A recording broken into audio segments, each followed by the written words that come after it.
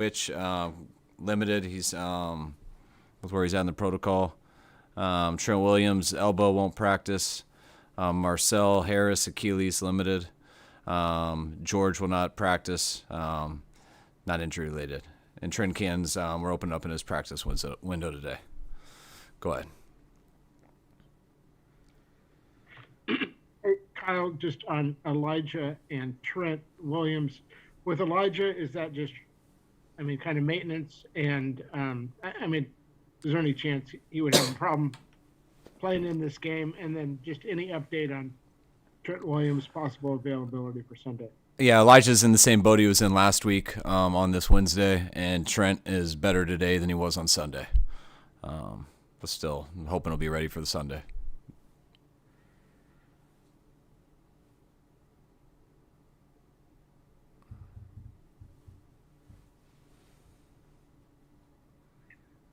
Yeah, Kyle, we still have to see Jimmy with another and thrive in another 2-minute situation to come back and tie the game. Something he's done a few times this year. He did it the first time he ever started a game for you against the Bears in 2017. I'm just curious what you think are the factors that go into him thriving in those situations. I think he's a real good quarterback. The way he can throw it, how quick he can get rid of it despite the protection. And he's made good decisions. When you're in those situations, that's when pass rushes tee off. So that's when they become real hard. And sometimes you block them well, sometimes you don't. And when you don't, if you get sacked, usually it drives over. But Jimmy's done a real good job of being able to get rid of it. And then when we've blocked, always been able to hold on to it, which to me allows you to succeed in those situations. Kyle, after getting a chance to study the Cowboys, what are some of the things that stand out to you as maybe the biggest challenges going into this game? You can see why they're in this position. Just offensive, defensively, special teams. Their numbers are off the charts on both sides in both phases. They got very good talent. They got very good schemes. Watching their defense, it looks so much to me like a Dan Quinn defense. He's changed a lot schematically and coverages and everything, but the way those 11 guys play and attack the ball and go for the ball, he's got them going. And it's not a coincidence they're leading the league in getting turnovers. Their offense starting with their quarterback. He's a great player. Kellen does a real good job schematically, especially with the receivers they have and the 2 running backs they have and the O-line they have. So very talented team, and it's very obvious why they're in this position. Kyle, kind of blending those two things in terms of just Jimmy Garoppolo's, all the interceptions we've seen him over the years. I'd imagine one, him more. He's the quarterback better than any other quarterback you've coached. And then, so when he throws an interception, what do you see that triggers him to rebound on that next drive? Honestly, no differences that when he throws interception. When you let that ball rip and you're not scared of failing, it doesn't always go perfect. And you watch a lot of good quarterbacks in this league, and some do a really good job of never having picks, which is very rare. But even look at some of the great ones. They're going to get some interceptions. They're aggressive with it, and sometimes when they're like that, you can keep both teams in the game. But usually they get you over the hump if you keep swinging, and that's how Jimmy's always been. Sometimes it's better than others, but when you throw the ball like that and you don't sit there and if you're not scared to fail, sometimes that stuff happens. I know that Debo's weight initially was a concern for you guys when he came in 2019, and Wes made that a pet project of his. Where are you now as far as how big he should be? Because he seems to that weight seems to be a part of his game, throwing that weight around. What's your stance on that now? Oh, we're still the same. We challenged Debo with it. Debo's always going to be big and solid. We just want him to be, the way he plays the game. Sometimes, it takes him. It's harder for him to practice all week and stuff, and that's when you got to be careful. When you're too sore and stuff to practice, when you're naturally like him, you're going to put on some weight, and then it's tough to play receiver when you're like that. So mainly Debo, he's been so He's been awesome here since the offseason to this season, throughout watching his weight in terms of how he eats, how he practices, everything. And he's kept it way under control, and I think it's helped him stay healthier and led him to more success. Kyle, how would you describe how Dre Greenlaw played on Sunday? It looked like he was pretty amped up, maybe a little rusty, maybe a little overamped. What does he bring to the table, and just how important is it for him to just kind of get settled in and get his feet under him again? I thought him playing out there was like watching Mike Tyson with a uniform. First of all, I think he looks like him, his face a little bit. But he was so in the zone. Honestly, if I was a fan, I probably would have been wearing his jersey in the stands that day, because he plays a way that I love to watch, and we gotta be careful with that. You know, he did get he got a couple personal fouls and stuff, and it's a very fine line. But when you can play with that aggressiveness, that energy, I mean, guy hasn't played all year, and you can see how much he liked playing football. We didn't know how much he was going to be able to go, and he went pretty much every play. And just to see it, and you can see it in his eyes, and the way he looks in his eyes is the way his actions are in the field. And he is very inspiring to us as coaches and players, and I feel like he inspires our fans too. So having Dre out there is a huge difference, and we really enjoyed it. Kyle, a lot of people, myself included, throughout the season had made the case that you should probably play Trey Lance more, and the results sort of spoke for themselves, I guess. What did we miss from your vantage point in terms of, what did we miss about Jimmy, and that gave you, unwavering belief, I guess, throughout the entire season? I'm not sure. I mean, I think it's human nature, I guess, and I think it's when you trade up and everyone's real excited and you get a quarterback in the first, in the third pick of the draft. I think everyone's waiting to see, and just very rarely do two quarterbacks play. I mean, we did a little bit at the beginning of the year, but that's just not something that happens much. So I think as soon as you have a bad record and things don't look right, regardless of whether you have a backup on the bench that everyone wants to see or whether you don't, when you're 3-5 and you've lost 4 in a row, whether you're the coordinators, the head coach, or the quarterback, that's just how it is. And when you got a rookie sitting there on the bench, and it's what's expected. That's what I kind of like about our building, that I don't think it's something that people missed. It was just, that's what you expect. That is what happens. And when you have an organization that, to me, doesn't, we don't splinter in here. Guys aren't going to just get caught up in that stuff and come and force anything like that. And it allows you to make the right decisions. And when you watch the tape, I didn't think Jimmy was playing that bad. I thought as a team there was a number of things we weren't doing well. But when you go back, and we'd all go back and watch the tape every Sunday night, Monday, that isn't what we saw. And we did think Jimmy was still giving us the best chance, and we wanted to give Trey more time, not only just for him, but also for our team. And so it wasn't a tough decision. We just stuck with it, and because that's what the right decision was, based off of film and based off of what we are in our building and our practice. And I'm glad the guys have come through and got us to this point, and I'm real glad we're still playing. Kyle, Dan Quinn spoke on Monday about how what he respects about you most is how you've adjusted your scheme for each organization and the players that you've worked with. What do you see from him, and what do you respect about how he's adjusted throughout since you've coached together? It was cool watching him, because I haven't got to play against him since 19, and I know exactly what, they were very similar in 19 to how it was when I was there. But just watching him now, got Dallas, it's still his style. They play the exact same way, and it's very obvious when you see him on tape, and that's the coolest thing about Dan. But just coverage-wise and stuff, it's very different. Not as much cover 3 and the type of man coverages they're doing, and it's impressive for Dan to do it a certain way his whole career, and then to make the adjustments, mainly probably because of his personnel, just stuff that he wants to add. But looks like his first time doing it, at least since I've known him, and it's definitely been very good, and it's hard to deal with. But who he is doesn't change. He's a motivator, and he gets those guys to rush the quarterback. He gets them to play hard, and that team is very tough to beat. When you're putting in a new play, especially this late in the season, how do you for example, the Debo pass to the end zone? How do you get yourself to a point where you're comfortable with that play, and you haven't run it all year, but get to a point where you're pretty confident that it's going to work in the game? you're confident based off all the runs that you're doing. You're not just the play doesn't work because it's a cool play. I mean, the play works because of how good our O-line blocks, how good our tight end blocks, that gets our Debo to the edge, how good our receiver cracks on safeties, what Juwan usually does, and how hard Debo is to tackle for a corner coming around outside the numbers. And when you can do that a bunch and our players have gotten to those spots, it kind of just sets it up to where it would be a pretty bad play if we weren't running the ball like that. And that's just a credit to our guys and, what they do to the defensive players.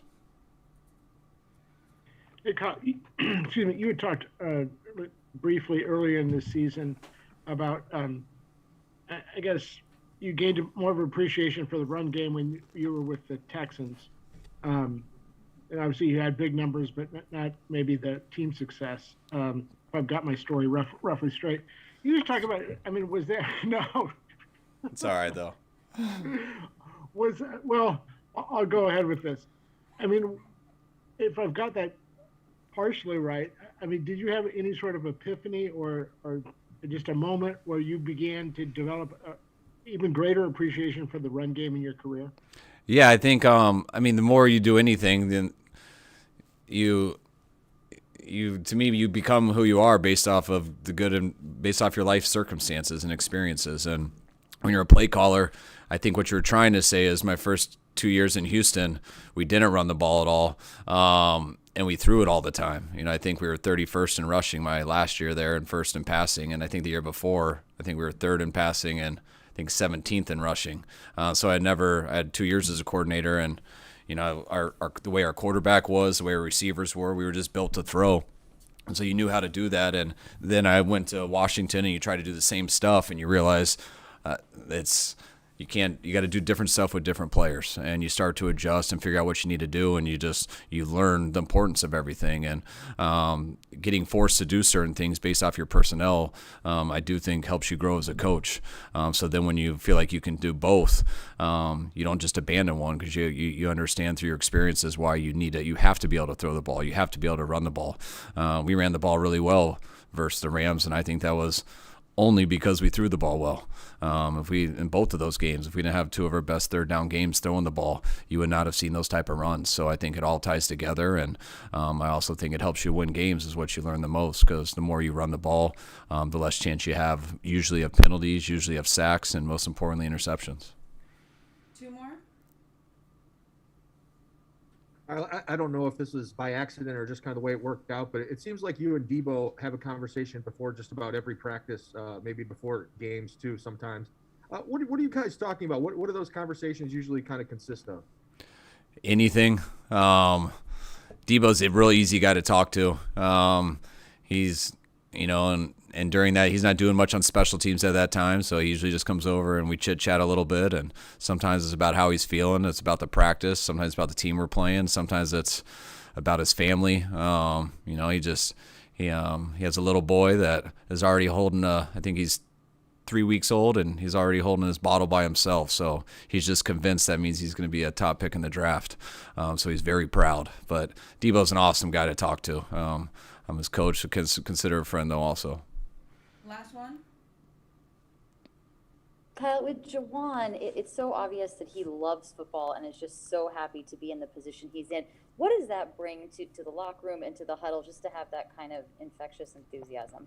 Oh, so much. You guys know how we felt about Bourne around here our first few years, where I used to call him kind of our mascot because he was just, his personality never changed. And Juwan's similar. They're definitely different though, but he brings that same type of energy. And Juwan, he's going so hard. He's always borderline, I'd say 95% blacked out, which makes you play at a certain level, which is awesome. But that 5%, he knows how to play within the lines and be smart about it. But guys feed off of him. I remember Debo saying to me yesterday, he couldn't believe some of the stuff Juwan was doing out there during the game. When you see guys play that way and have that attitude, it's very inspiring, and it makes you enjoy football just being around him. And I think that's why people like watching him too. And he's helped us a ton. All right. Thank you, Coach. All right. Thanks, guys.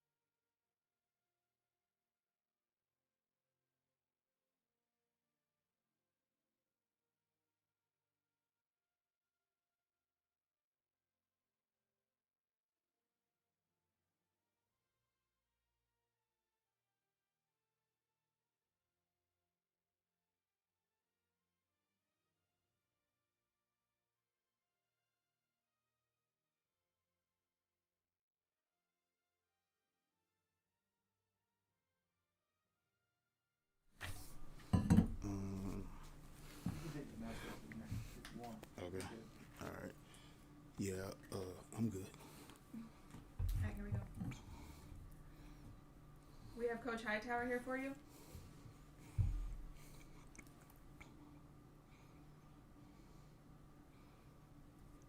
Good afternoon, guys. How you guys doing? Doing well, Coach. Quick Robbie Gold question. How much punting does he get in during a week, during an off season? It seemed like he kind of picked that up very, or it was easy for him almost in that game. Yeah, well, you can ask Robbie about off season punting, but Robbie's an athlete, and he can punt, he can throw, he can do all of those different things, and he prides himself on being more than just a kicker. He prides himself on being a football player and knowing all facets of the game. So it doesn't surprise me that he was able to go in and help us win the football game there. And he did a very nice job, and we're really proud that he was awarded NMC Special Teams Player of the Week as a team, and all of the guys are fired up about that. So it's definitely a good thing. Another part of that equation was Kyle Yuschak coming in there and holding. That's a lot of pressure on a guy in a game that's so big. How did he approach it? Did he come up and talk to you? Did he seem nervous, or was he fine about everything? Yeah, good question, Jen.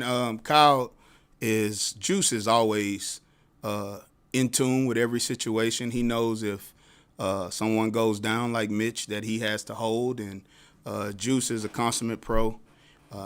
There's no nervousness in him at all because he's ready for that situation. I mean, just to kind of highlight what type of pro he is, Juice has worked on that every week, every Thursday when everybody goes in. After practice, he never complains about it. He's done it, every Thursday for the last 5 years. So when he's gotten into that situation, he's ready to go, and he's confident, and he did a phenomenal job getting Robbie laces, and Tabor Pepper stepped his game up to another level as well, giving him all great balls to put down. But that is a tremendously difficult situation for Juice to be in. Robbie and Pep as well, and those guys did what they needed to do to help the football team, and we're playing January ball is what we want to do. So, Richard, I'm sure one of the things you like about Mitch is his willingness to kind of stick his nose in there in certain situations. Obviously, the flip side of that is it can lead to things like what happened on Sunday. What is the fine line there in terms of what you want Mitch to be willing and able to do in those situations? Yeah, we never want any player to put their self in harm's way by lowering their head. We just coach, and I'm not saying Mitch did on that particular play, but you just want to turn it back to the help, to the pursuit, and if he can get him down, great, he can get him down. But really, I'm not upset with Mitch on that play in terms of his willingness to try to make a play there. Would love for him to not have to make a play and us to cover the field and not get stacked, which is what we've been really good at here on punt coverage. So the guys are really upset that they finished in the top 10 when they should have finished in the top 5. They had a goal that they were chasing to beat the record that was set here in year 1 when those guys were top in the league, and I think someone told me they finished 7th in the history of the National Football League, as many years as football's been played. So they're upset about that play, and they're upset that ball got to Mitch. But we got it corrected, and we're ready to move forward.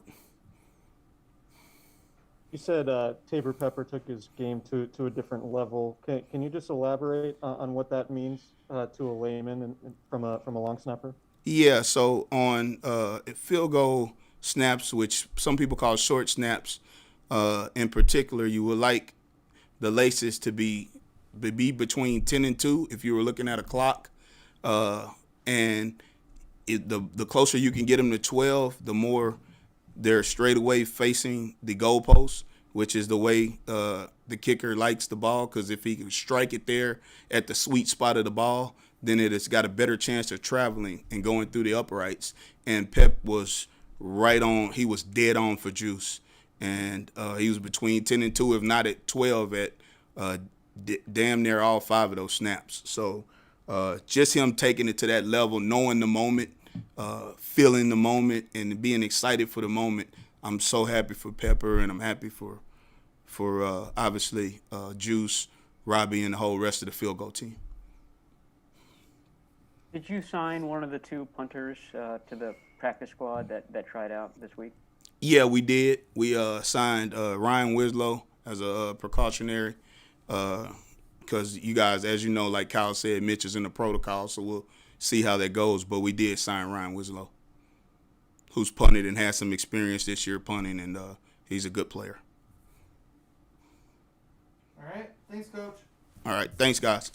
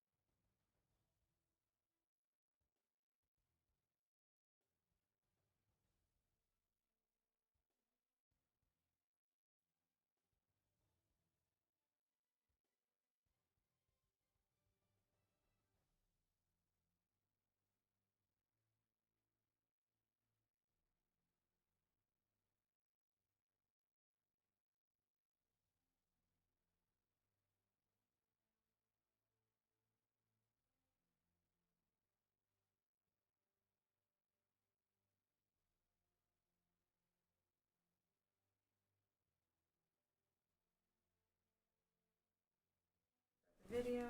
Can I take this off? Is that all right? We have Robbie Gold here for you.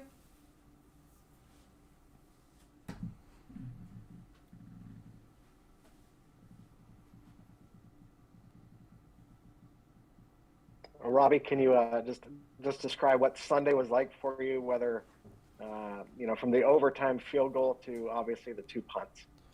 Yeah, well, obviously you never want to see Mitch get hurt and or concussed or laying on the ground like he was. I'm just happy that he's doing much better and he's rebounded. And then, the hardest part for me on Sunday was trying to figure out how to be in the game, kick field goals in the net, and then realize that I had to be up by the huddle third down for punting. Other than that, obviously there wasn't a huge expectation for me to turn every ball over on punt.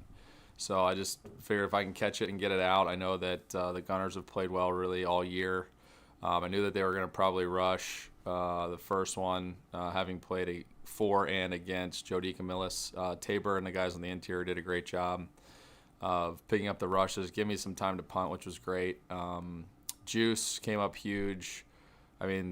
Tabor, the way he snapped and the way Juice held and the guys blocked, Charlie and Eric and all the guys in the middle did a great job of doing their jobs. And then the kickoff unit, C-Rob got his first tackle on special teams for us, which is great to see young guys like that emerging. And obviously we got 2 inside the 20, which helped the defense in a tough game. So it was just one kick at a time, focus on what you had to do at the time and make sure that you executed it. And I thought I got a lot of help around me, which was great, and I was pretty thankful for all those guys that stepped up in a big way on Sunday. We saw you taking some practice snaps from Tabor on the sideline. Did you take any practice punts at all before your first punt? No. I think the big thing for me was just making sure that I kind of stayed in a rhythm with my field goals and making sure that I caught the punt first. I hit a couple at halftime just to make sure I could control the ball a little bit for the Gunners. But I think just the way that Hightower and our coaches kind of prep for those situations, Kyle and Tabor have been taking snaps for weeks every Thursday after practice, probably since Seattle, but even before that. So those guys have grown a lot since Seattle. We've spent a lot more time doing things like that, which made us, I think, more ready for those situations.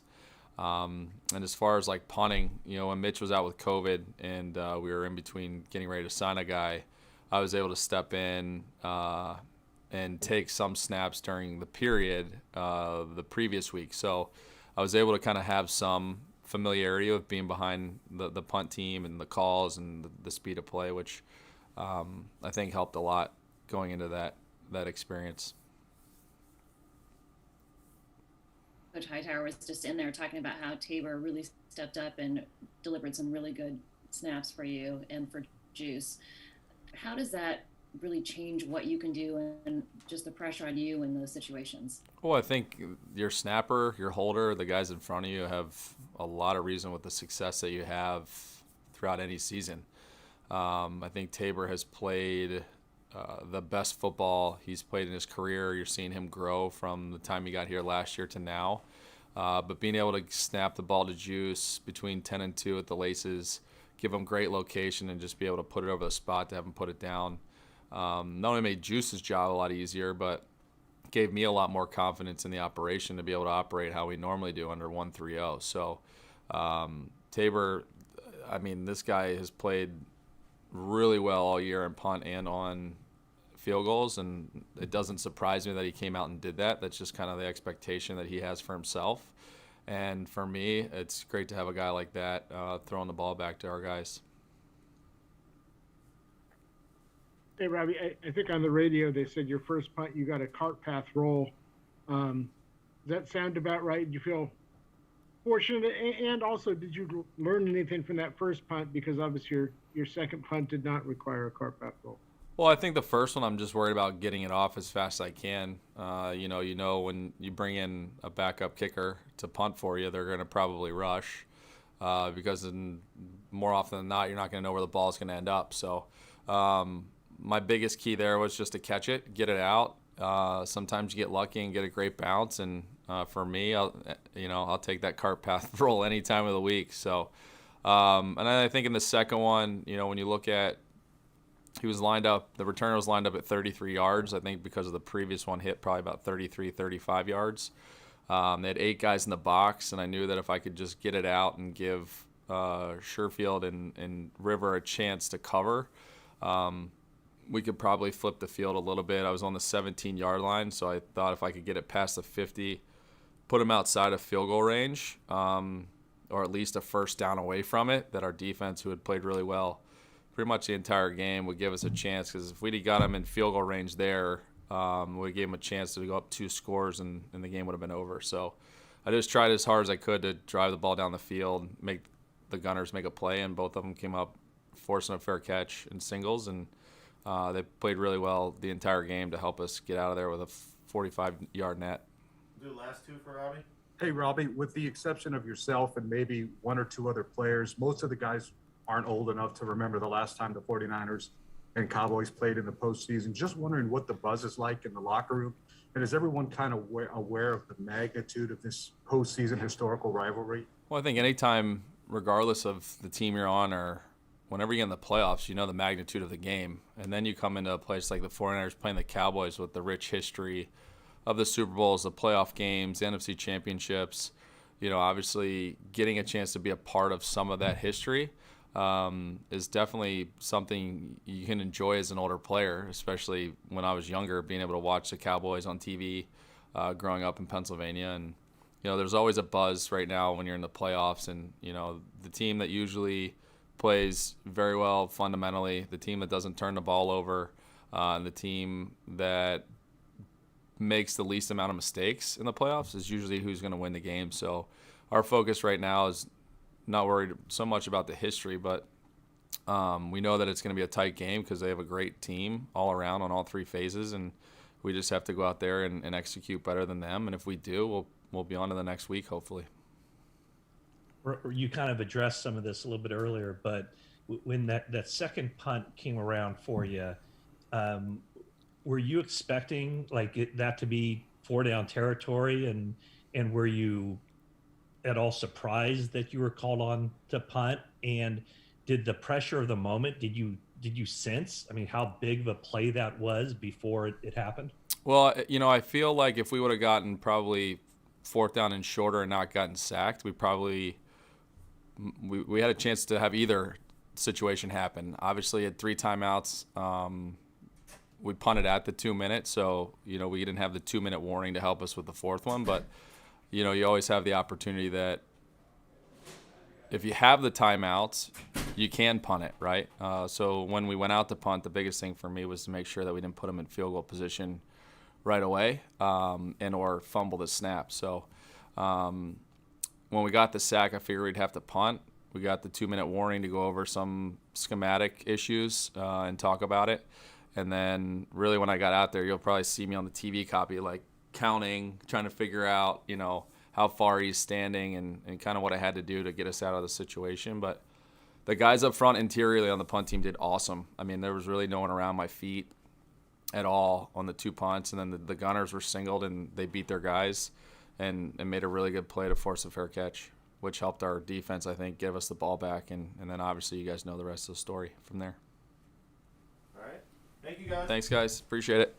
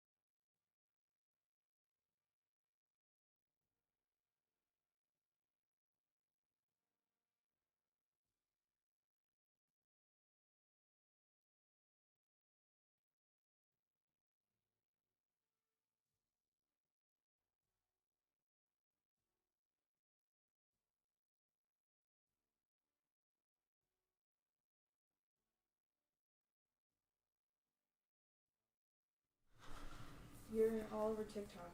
We'll have to talk about that later. Dude, that's from like 2 years ago. Are you ready? Yeah.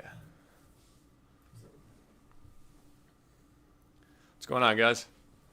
Hey, Jimmy. Just seeing how you made it out of Sunday's game, how did you feel on Monday morning? And then as far as the fumble, did the thumb have anything to do with that, or was that just you were going to fumble in that situation no matter what? Yeah, I think the D lineman made a nice play, reached out for it, and just got a finger on it. But yeah, thumb held up pretty well. It was, is what it is. It was a little sore after the game, but it's feeling great right now. Jimmy, you relayed. You relayed a little story to Albert Breer about you and Kyle before the game. Yuschak. How much have you? I mean, you play with such emotion, but how do you try to kind of remove that emotion of getting nostalgic in thinking about what the future holds for you here? It's a fine line. You kind of toe it every day, really. At least I do. Just there's a lot of emotion that goes into this game, but when those big moments happen at the end of the game, you really have to kind of just stay cool down the middle, and I think our team does a good job of that as a whole. But yeah, just me and Juice had a cool moment there. It's these guys on the team, I love this team, love the players, love everything about it. Just it's a good group to be around, fun group, and we want to keep this thing going for as long as we can now. Jimmy, Kyle was just saying that Jawan Jennings, he thinks he plays 95% blacked out, and he obviously brings quite a bit of enthusiasm to the game. What does that do in the huddle, in the locker room, in practice, to just kind of keep it fun, even in the more serious moments? Yeah, it's that's where Jawan is special, because there is a fine line between you want to be hyped up and everything, but in the big moments you want to be locked in, and Jawan does a good job of that. He knows when to separate it. In the locker room, the dude, he's the life of the party. He's fun to be around. But then when you're in the huddle, I mean, I look into the guy's eyes, and he's as locked in as anyone in that huddle. So he does a great job of towing that line, and those are the guys you want in the huddle with you, someone you could look at and know they're in it with you. Jimmy, kind of following up on what Matt asked a minute ago, how much does that, I know you're kind of focused on the game, but just the human side of it, how much does the idea that this could be the last ride, does it add any motivation and anything like that? How much does that weigh in your mind just throughout the course of a week going into games like this? It's always in the back of your mind. It has been in mine, really this whole season. Just I knew what type of season it was, knew everything that was going on, behind the scenes and whatnot. So it was a little different. But at the same time, it's like you're saying, you got to toe that line, because you don't want to get too emotional in those moments, and you just got to go play football when it comes down to it. But it, the human side definitely comes into play. You feel it for a little bit after the game, and I think 24 hours after that, you got to move on quickly, and we've done that pretty well. Jimmy, what kind of a hazard does Trayvon Diggs and the Cowboys offer you? A big one. He's talented, man. He's good in that back end. Trayvon really just tracks the ball really well. I mean, you could tell that he used to play receiver. He can make some great plays on it. But their whole defense, they're pretty skilled across the board. Got some big time players, and it'll be a good challenge for us. Jimmy, the drive where you guys had 10 straight runs and then Debo's pass, 9 of those runs were up the middle, just right at them. Is that, I guess, an area where maybe you guys are special, just the physicality sometimes you can unleash and, I don't know, use a cliche, exert your will or whatever on an opponent? I think it shows in that aspect, and another way I think it shows just the way that the O-line sets the standard for us. Those guys played really well last week, just getting off the ball, moving the line of scrimmage. We had some guys playing positions they weren't used to. Colton stepping in a tackle. Those guys really do set the tone for us up front, and then I think it plays off of that in the running backs finishing runs and the receivers finishing blocks. All that stuff tied together, it makes it hard on defenses to stay with us for 60 minutes. Do 2 more, please. Yeah, Jimmy, I think in your first start with the 49ers, you got the ball and drove down the field, and they kicked a field goal to beat the Bears. We just saw what you did against the Rams. You've had a lot of 2-minute drills, a couple of them this year that didn't even work out, but were still impressive drives. I'm just curious as to your perspective on what it takes to thrive in those situations, and something that a knack you seem to have.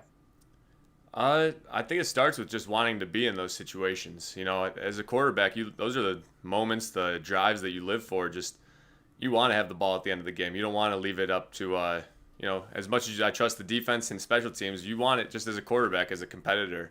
It always, I don't know, I've always had that, and I don't think I'll lose it anytime soon, but it's just, we have guys in this huddle that you could tell they want the ball in their hands. When the crunch time comes, like I've said this a million times, but I just look in guys' eyes and I know whether they want it or they don't. And those big moments, you want guys who want the ball in their hands. That's what it really comes down to.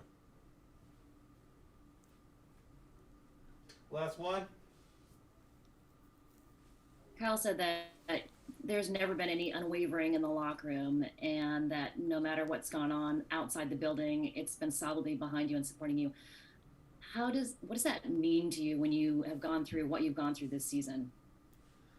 It's just, I think it's the type of locker room we have. It's we all put a lot into this. We all put, you check a lot of things and put them off to the side just because of the importance that we put into this football and, this team that we have. We know we have a chance to do something special, and it's just, you don't get that opportunity every year. And so I've been on a number of teams that went to the Super Bowl, and I'm not saying anything like that, but just there's a feeling, and you want to make them count as long as you have them, I guess. Thank you, Jimmy. All right. Thanks, guys.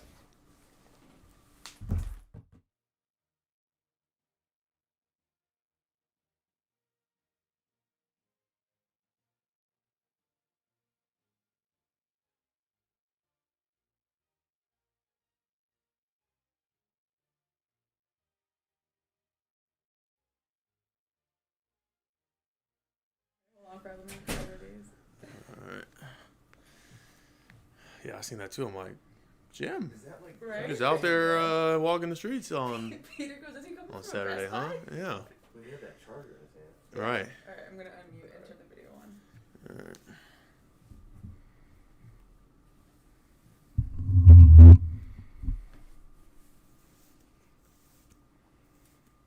Hey, Fred.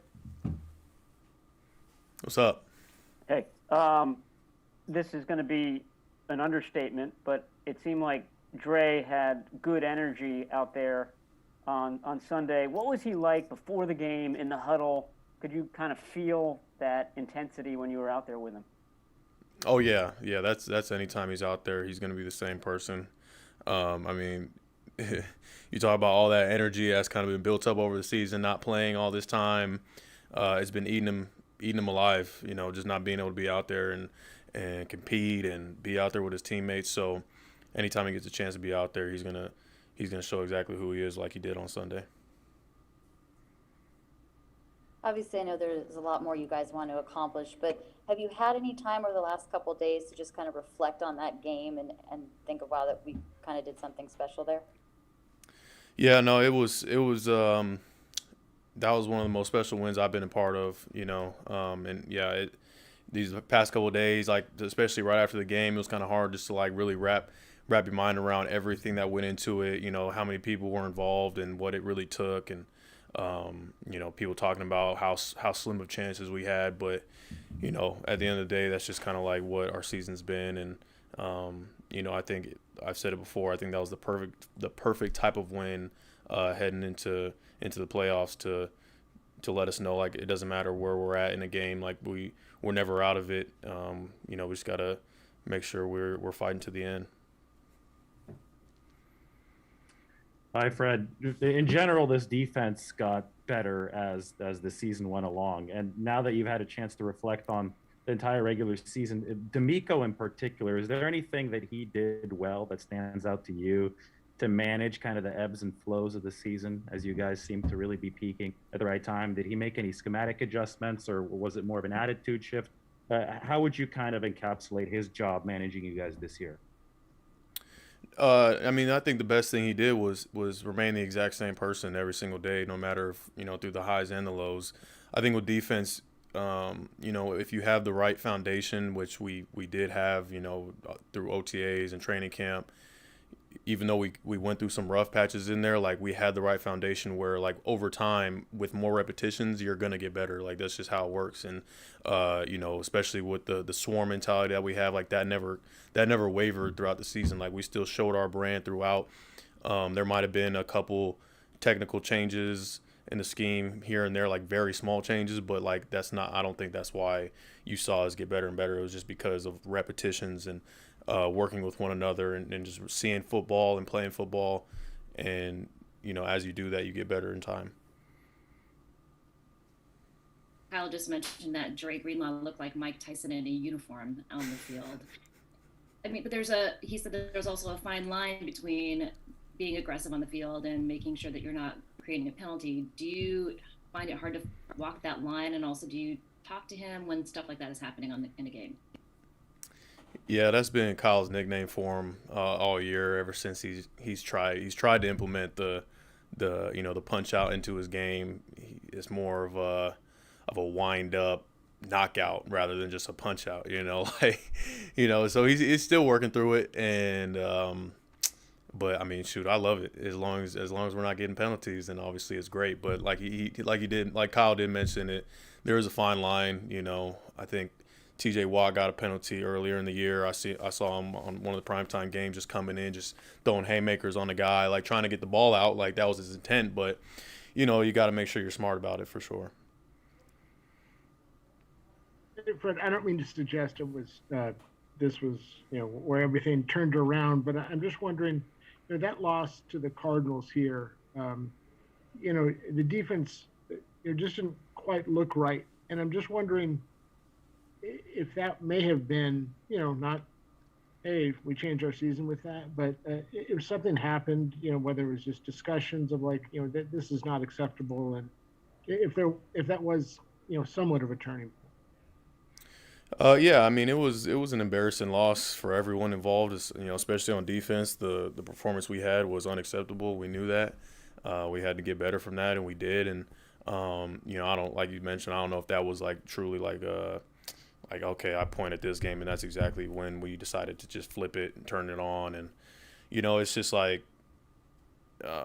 everything that could go wrong went wrong for us that game. Like, you know, in terms of just execution and you know, them playing their best game. And I think, like I've said, like over time with more repetitions and seeing football, we've been able to play better. Hey, Fred, I think since it's 2 years out, you guys kind of have an inordinate number of players who are still here from the 2019 team. I'm wondering what kind of sense you have of maybe a feeling of unfinished business that you guys have in the locker room from what happened then, and also maybe what you've learned from that last playoff run that can help you this time around. Yeah, I mean, I don't that 19 season hasn't really come, like, at least for me, I haven't thought about it in terms of, you know, the term unfinished business. And I guess that's just kind of like a known thing of, you know, you obviously want to get back there and win it, but every year is different. Every year is unique. No team is the same year in and year out. Like, this is a completely different team than what we had in 19, right? And a completely different playoff situation. Like, we're going on the road in the wild card weekend, where opposed to 2 years ago, we're at home watching everybody play. So, you know, what I take from those games is kind of just like the playoff environment, the atmosphere, you know, knowing how loud Levi's was back then, and kind of that whole atmosphere, knowing that that's going to be the same situation in Dallas. You know, they're amped, they're ready to go. They've been waiting for this moment for a long time, you know, and they have the perfect team to do great things. And so I know their fans are going to be into it, so that can't shock anybody when we get there and it's loud and it's rocking. And, you know, it's going to be one of those games where you're going to have to kind of just fight through the, you know, the glitz and the glam in the beginning of the game and kind of really settle in and just execute. Got time for two more, guys? Hey, Fred, what kind of challenge does this Dallas offense present you guys? Well, what don't they present? I think, well, you just all starts with Dak, right? Premier quarterback, makes all the throws, high level competitor, and always gives their team a chance to win in any situation. And you have, you know, running backs, Zeke Elliott and Pollard in the backfield, two very tough runners, dynamic players. They're skilled guys. Receivers are some of the best in the league, you know, making plays and doing things with the ball in their hands. Tight ends are great. O-line is big, physical, nasty group. So I'd say they pose some pretty good threats for us, challenges. Last one, Jake. Fred, Embry Thomas was talking after the game about his mentality shifting, about how, you know, corners need to believe that the ball is theirs, and he just seemed extremely confident for a rookie, and it is sort of oozing out of him. Have you seen sort of a shift in him and just becoming a more confident player? Yeah, 100%. I think, and that comes with experience and reps, you know, and that's exactly what he's been getting, and you obviously are going to receive a lot more of that as you continue to progress and grow and learn from your mistakes and make plays. You know, and he's obviously made one of the biggest plays of the season to extend our year, and we're going to need him for the biggest game coming up, you know, and the challenge is great for everybody involved on this defense, and we're all going to have to work together to stop a very high-powered offense. All right, thank you, guys. Thanks, guys. Thanks, Fred. We're good, right, Pete? Yep.